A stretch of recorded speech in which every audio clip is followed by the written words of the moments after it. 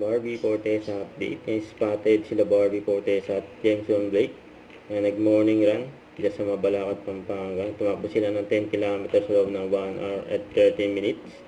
Sumali sila ng marathon, ng Kabalen Half Marathon 2025. Nakita naman yung gano'n nag-enjoy ang dalawa together. May nagpa-picture pa nga silang bata. Kita dito sa picture, may magkahawak ng kamay nila Barbie at Jameson.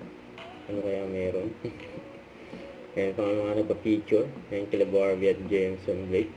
Mga maswerte.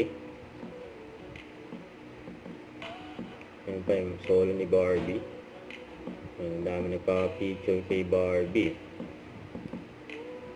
Nag-umpisa yan ng madaling araw.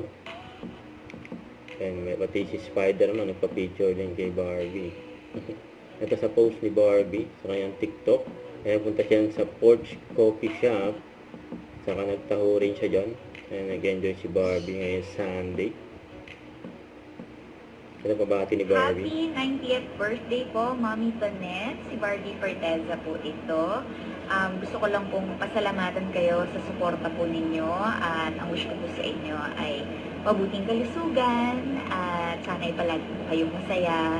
At sana po ay makilala ko po kayo soon. Mag-iingat po kayo palagi at stay strong po. I can't wait na makilala ko po kayo soon. Kaya magpalakas po kayo, ha? Don't forget to subscribe, click the notification bell for more updates. This is Richard in Action Vlog. Stay tuned for more videos. See ya.